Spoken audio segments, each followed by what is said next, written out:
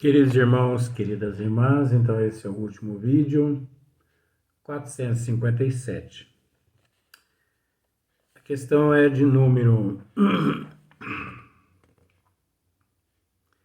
188 ainda, né, que é espécies comuns a todos os gêneros de mediunidade, Livro dos Médiuns, capítulo 15. Então, olha só mais uma aqui. Depois nós vamos chegar na questão 189, e aí que vem realmente assim um número muito elevado de várias outras espécies, de vários outros gêneros. É uma diversidade. Então, olha só para ver aqui agora, ó. Médiuns naturais ou inconscientes. Os que produzem espontaneamente os fenômenos sem intervenção da própria vontade é as mais das vezes a sua revelia. Então, se nós voltarmos na questão de número 161, no Livro dos Médiuns, lá está um resumo mais geral, mas nós já tratamos dessa questão lá já. Se você tiver o seu Livro dos Médiuns em mãos, volta lá na questão 161 para você ver. Nós já tratamos desse assunto aqui.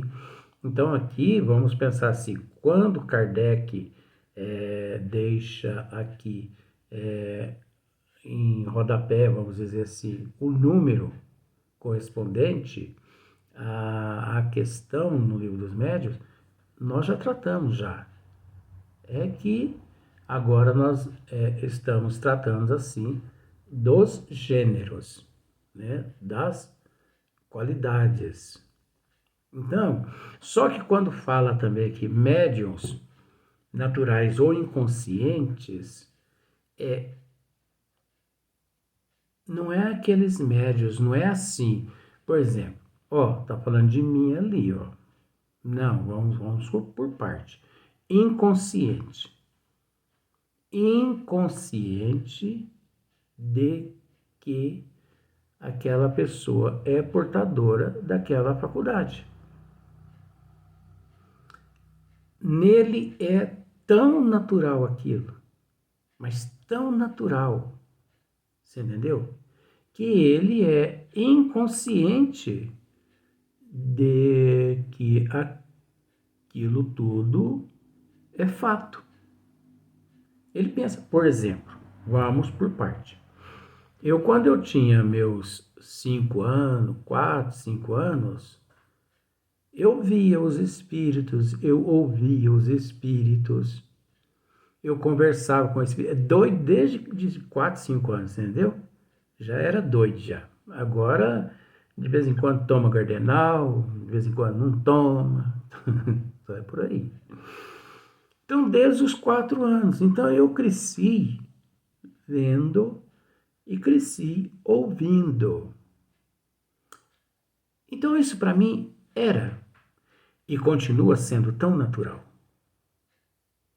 que tem horas que eu me esqueço, entendeu? Eu esqueço que aquilo ali é tão natural que às vezes tem lugar que eu chego e cumprimento algum espírito. Aí as pessoas que estão à minha volta pensam assim, tá ficando... depois é que cai a ficha.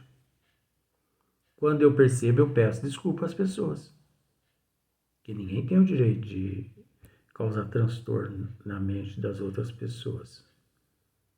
Mas para mim é tão natural, né? Às vezes eu chego na casa das pessoas e eu cumprimento as pessoas ali encarnadas. As que eu conheço, eu cumprimento. As que eu conheço, eu cumprimento. Agora, as que eu não conheço, eu não cumprimento. Eu penso comigo assim, eu não tenho certeza se é encarnado ou desencarnado, então, para não cometer gafe, é melhor passar por sem educação do que os outros pensar, né? E eu tô na casa das pessoas assim, né? Isso acontece demais.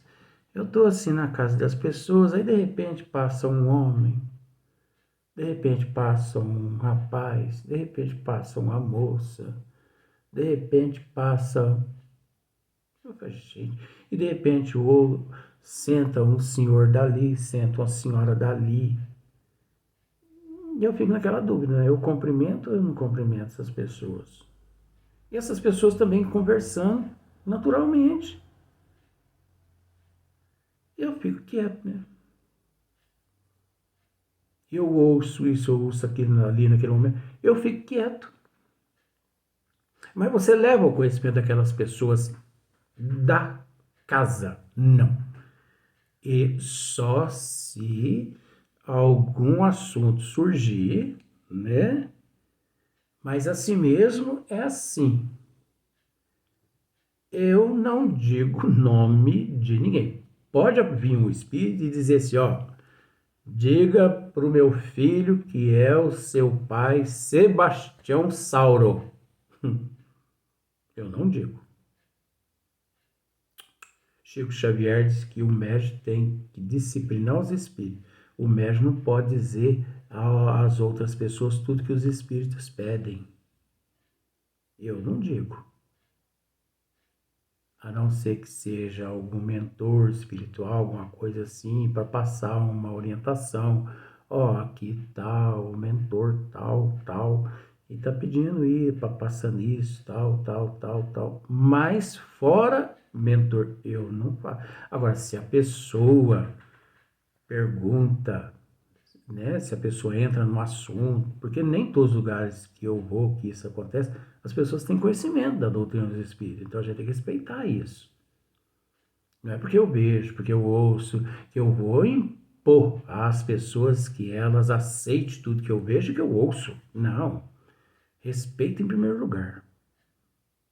E eu tenho que me colocar, o médium tem que se colocar no lugar daquelas pessoas encarnadas para sentir na pele, se fosse o contrário, se ali estivesse acontecendo. Né? Então, comigo o processo é tão natural que um dia eu perguntei no nosso irmão Marcílio, ainda no corpo físico, eu perguntei a ele, falei assim, acontece isso comigo, tal, acontece com o senhor também, né, e tal. Não. Eu falei, mas comigo acontece.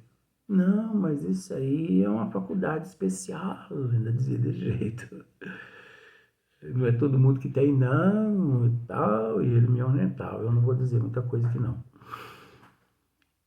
Aí que eu vinha saber, com os meus 14, 15 anos, que eu vinha saber que eu era portador dessas faculdades.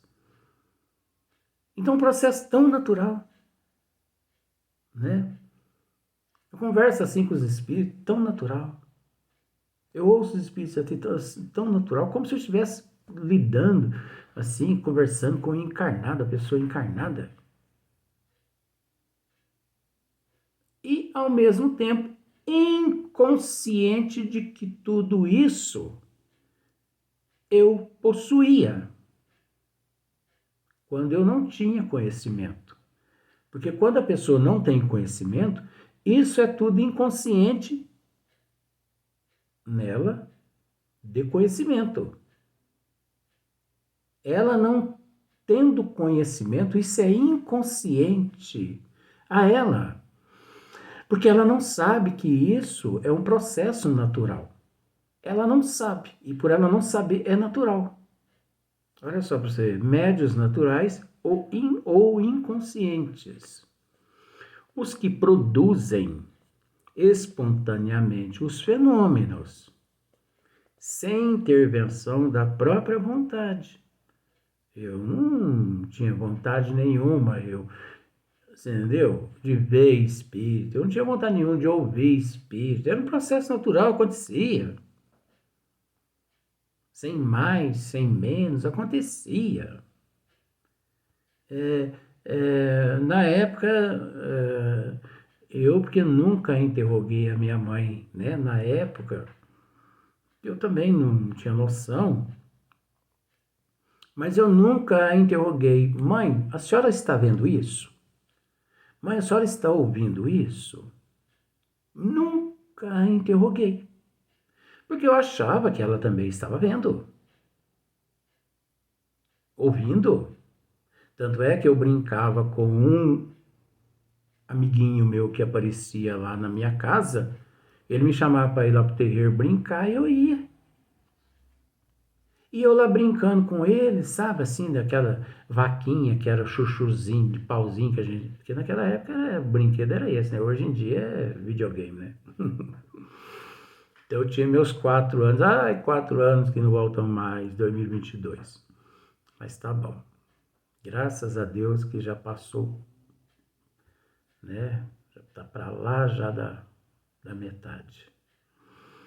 Então, minha mãe saía à porta, assim, da cozinha e... Luiz, você tá conversando com quem aí? Ela me interrogava, eu dizia, tô conversando com meu amigo aqui, mãe. Tô brincando com ele aqui. Que amigo? Mãe, só não tá vendo aqui? Aí ela não respondia nada. Ou se ela respondia, eu não entendia. 4 anos. E eu continuava brincando ali. Ela ia pra dentro, acho que ia pensar assim, ih, coitadinho, meu filho tá doidinho. Isso vai dar um trabalho, não vou falar pro Zé não, porque José era meu pai, mas chamava meu pai de Zé. Vou falar pro Zé não, porque senão ele vai bater no Luiz. E eu sei que por esse processo natural e inconsciente, gente, eu vou usar aquele termo que eu dou graças a Deus. Mas por esse termo natural e inconsciente, mais o que eu já sofri nessa vida, não tá no gibi. Você já ouviu esse ditado, né? Eu uso esses termos nossos mesmo para ficar mais fácil. Mas já sofri, mas já apanhei, que você não tem noção. Mas eu agradeço tanto a Deus. Cada tapa que eu já recebi nesta cara, isso não é rosto, é cara. Eu agradeço a Deus cada tapa que eu já recebi nessa cara. Eu agradeço a Deus cada soco que eu já recebi. Eu agradeço a Deus cada dia que eu era deixado trancado, sem comida, porque foi tão bom para mim. Mas foi tão bom. Eu acho que se fosse para voltar tudo aquilo, eu aceitaria. Porque foi bom demais. Eu soube passar por aquele processo com resignação, com aceitação.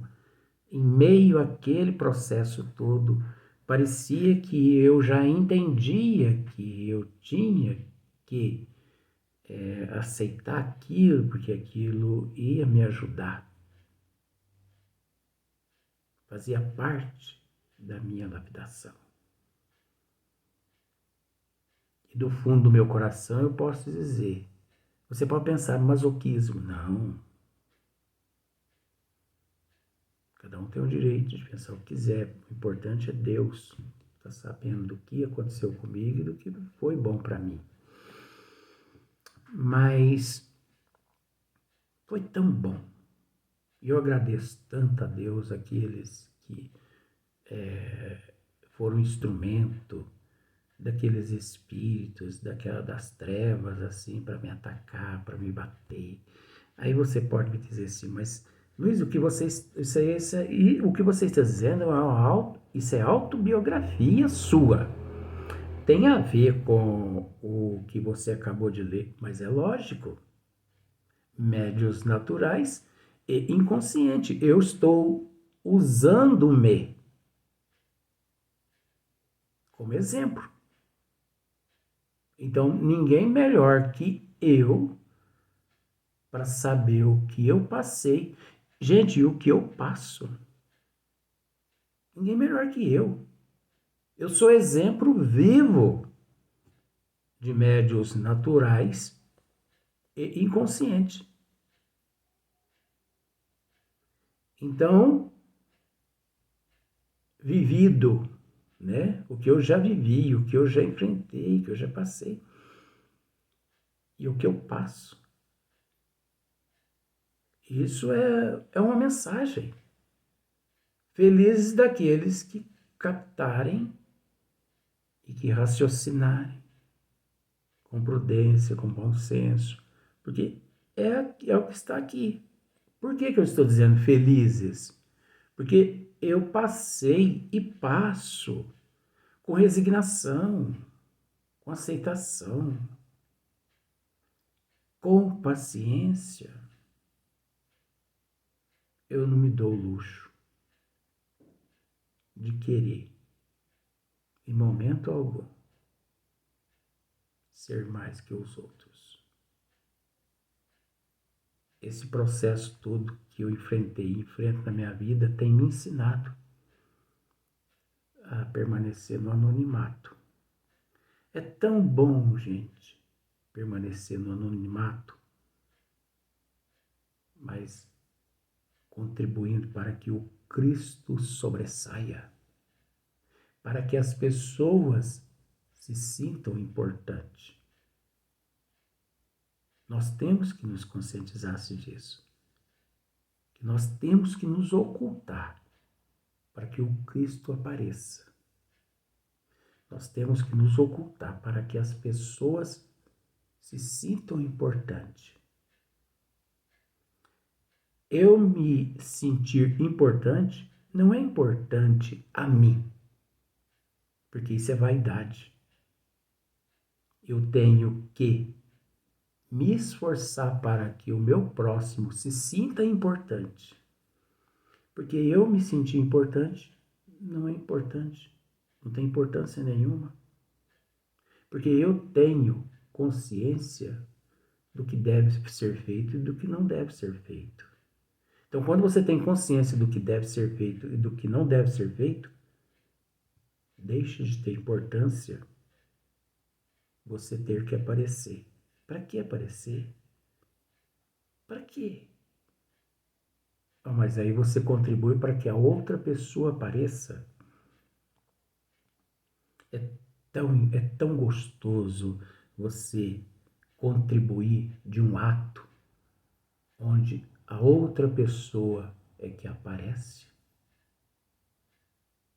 Não que eleva na vaidade a outra pessoa, não que contribui para a sua vaidade, a sua destruição, mas se a pessoa naquele processo ainda se encontra, é porque ela necessita.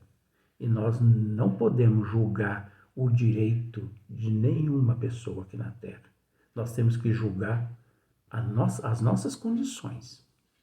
Então, se eu percebo que a outra pessoa tem necessidade de, né, vou contribuir para que ela apareça. Já agi milhões de vezes dessa forma aqui na Terra. Quantas vezes?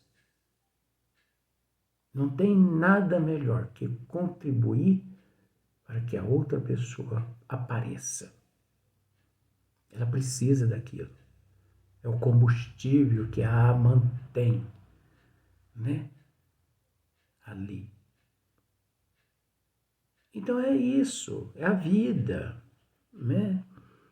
Um dia, na evolução, o ser, ele se conscientiza-se de que Deus sabendo é o que basta. Jesus sabendo é o que basta. Porque você estando com a tua consciência limpa com Deus e com Jesus, você quer o que mais? Você quer o que mais? Pode chover pedrada, paulada, e você ainda dá as costas para a pessoa bater. É isso. Se isso caracteriza loucura, eu confesso a você que eu não quero tomar mais Gardenal, eu quero continuar doido desse jeito. Né? Então, olha só, a outra questão. Médiuns facultativos ou voluntários. Os que têm o poder de provocar os fenômenos por ato da própria vontade. Também na questão no número 160, nós já tratamos a respeito disso, mas tudo bem, não tem problema. Até porque aqui é um aglomerado, né, de gêneros, sem problema nenhum. Então, médiuns facultativos ou voluntários. Os que têm o poder de provocar os fenômenos por ato da própria vontade, né?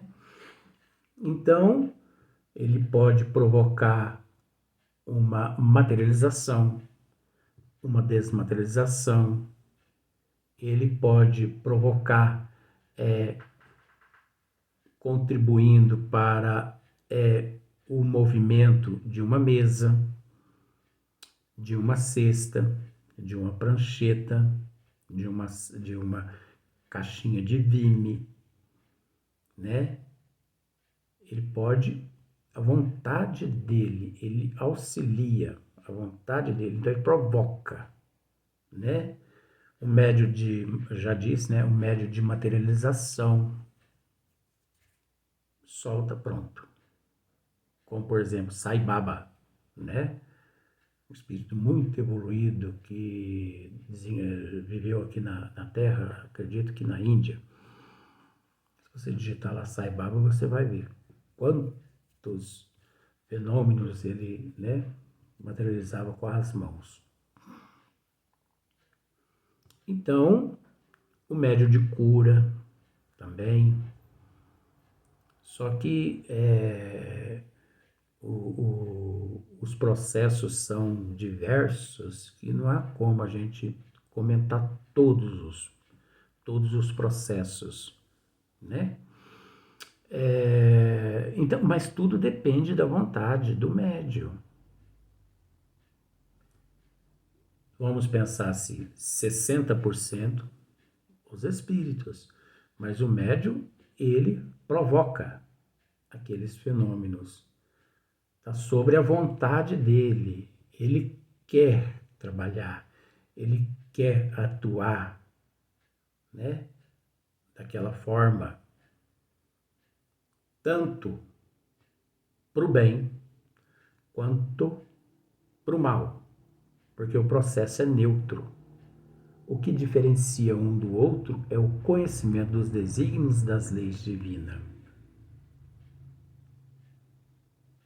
É o conhecimento dos desígnios das leis divinas. Por isso Kardec nos disse, aqui no Livro dos Médiuns, é de extrema importância iniciar na doutrina pela teoria. Porque todo aquele que começa pela prática, ele desconhece os percalços, né? Então, olha, continuando, ó, qualquer que seja essa vontade, eles nada podem se os espíritos se recusam. Eu disse aqui, ó, 60% o espírito, 40% o médium. O que prova a intervenção de uma força estranha. Essa força estranha é o espírito. Você entendeu? Então é onde entra o fluido, o médio efeito físico e efeito intelectuais, os efeitos intelectuais e os efeitos físicos. Não existe sequer um que possa realizar algo sem a presença desses dois elementos, né? Aqui está a prova. Qualquer que seja essa vontade do médium, né? Então ele quer materializar um relógio, vamos pensar assim, né? Esse médium facultativo ou voluntário, ele pode materializar um relógio. Só que não basta só a vontade dele, é o que nós dissemos já antes de Kardec dizer aqui. 60% é do espírito, ali presente. 40% é da vontade dele, médium. Ó, qualquer que seja essa vontade, eles nada podem ser, os espíritos se recusam. Então, se os espíritos ali presentes recusam a auxiliá-lo, a ajudá-lo, ele não consegue materializar nem um grampim, quanto mais um relógio. O que prova a intervenção de uma força estranha. Sempre existiu a intervenção da espiritualidade, seja ela positiva, seja ela negativa, e sempre vai existir, né? Roguemos a Deus para que os bons sempre se façam presentes em nossos atos, em nossas atitudes, em nossos comportamentos. Porque se nós não rogarmos a Deus a presença dos bons, os menos esclarecidos, eles vão se utilizar-se de nós. E depois a dívida nossa vai aumentar perante a providência divina e a humanidade. Agora nós vamos para o próximo vídeo, mas vai ser no próximo dia. Muita paz a todos.